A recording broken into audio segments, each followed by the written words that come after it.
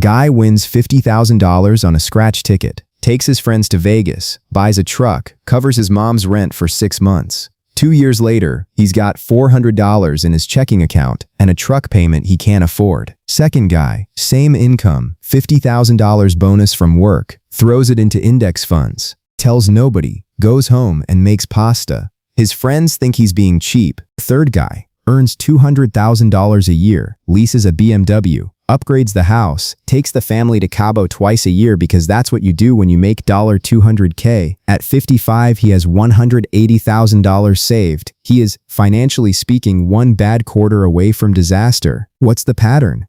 None of these people are stupid. None of them made obviously reckless decisions. They all believe the same lie, that how money feels is the same thing as how money works. Here's the thing. There are two completely different operating systems running in people's heads when it comes to money, and they produce wildly different outcomes from identical starting conditions. Not because one group works harder, not because one group got lucky, because one group plays the game they can see, and the other plays the game that's actually happening.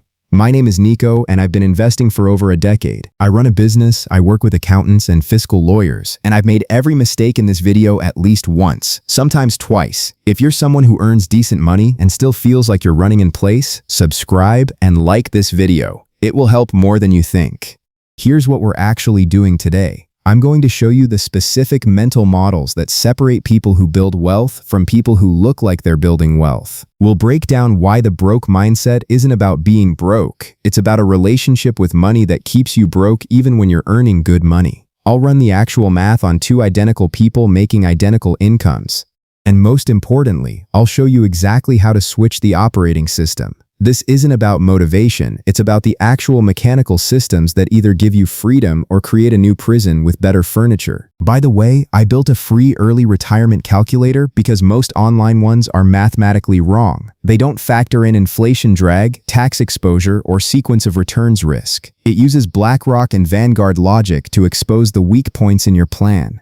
I only ask for your email to send you the report, so I don't store any of your financial data. Link in the description. Think of money like water flowing through two different kinds of pipes. One set of pipes has holes drilled into them at every joint. Lifestyle upgrades, status purchases, new cars, subscription creep, the vacation that felt necessary.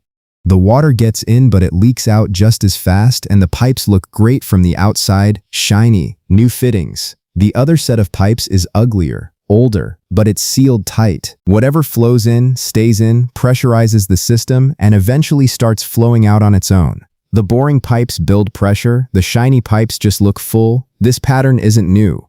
In 1720 France, John Law, a Scottish gambler turned French finance minister, convinced an entire country that paper wealth and real wealth were the same thing. The Mississippi Company shares went from 500 livres to 18,000 in under 2 years. People were selling their estates, their land, their actual productive assets to buy more shares. The shares felt rich. Then the shares collapsed to near zero, and the people who traded the pipes for the shiny paper lost everything.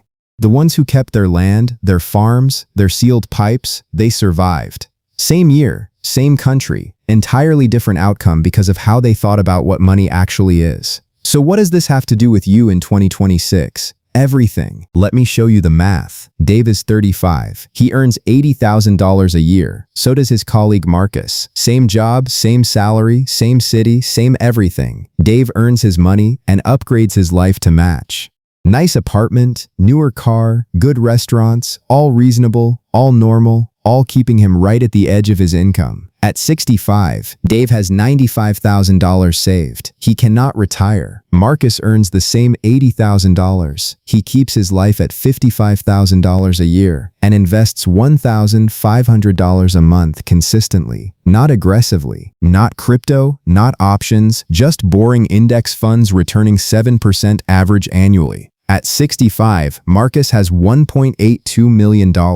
His portfolio generates over $70,000 a year in real returns. He can retire or not. The job is optional. Same salary, same 30 years.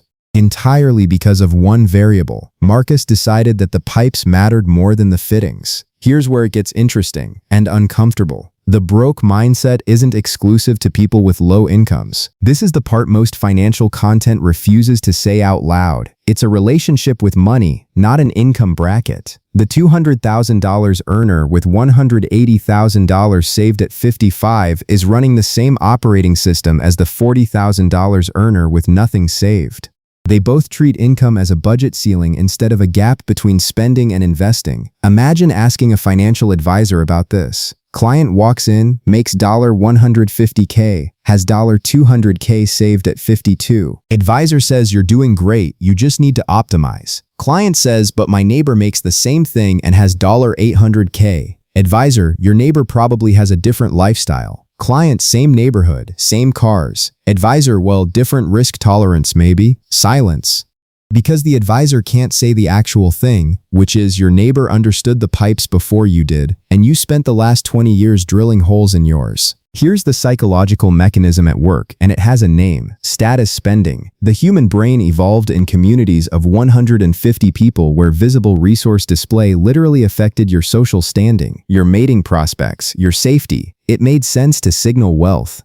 What didn't exist then was a 30-year compounding investment cycle. Your brain has no emotional response to $1.8 million at 65. It has a very strong emotional response to the car in your driveway right now. You're not weak for feeling this. You're human. But you need to understand that you are fighting millions of years of wiring every time you choose the pipes over the fittings. Here's how the other side thinks about it. They've mentally converted every spending decision into capital required. That $600 a month car payment isn't $600, it's $7,200 a year, which is $180,000 in portfolio value needed to fund it forever at a 4% withdrawal rate. They're not driving a car. They're deciding whether that car is worth $180,000 of their financial independence. Sometimes it is, usually it isn't. The question changes the answer. Now here's what to do with this. Action step 1. Tonight, go through your last 3 months of bank statements and categorize every expense. Not to feel bad, to convert each one into capital required using the 25x rule. Annual cost times 25 equals the portfolio required to fund it forever. Run that number on your car, your subscriptions, your rent. See the actual price of your current life. Action step 2. Calculate your passive income ratio. Take whatever you earn from investments, dividends, interest, divide it by your monthly expenses. That percentage is your actual financial independence score, not your savings account balance. If it's below 10%, you're renting your lifestyle from your employer. If it's above 50%, you have real optionality. Action step 3. Set up what I'd call a sealed pipe commitment. Pick a percentage of every paycheck, even if it's 10% to start, and automate it into an investment account before you ever see it. Not savings, investment. The psychological trick is that your lifestyle automatically calibrates to what's left. You never feel the loss because you never had access to it. 1. The broke mindset isn't about how much money you have. It's about treating income as a spending ceiling instead of a gap to exploit. 2. Every expense is a capital decision. Once you see it that way, you can't unsee it. 3. The wealthy aren't playing a different game. They're playing the same game on a longer time horizon than your brain naturally prefers, and that is the entire advantage. If you want to see exactly how I think about portfolio allocation and when to stop optimizing and just let the boring work happen, there's a video on this channel that breaks down the math with no affiliate links and no product pitches, just the numbers. Check that out next. Don't be the person who understood all of this and still drilled holes in their pipes. Lazy investing built more fortune than crypto memes.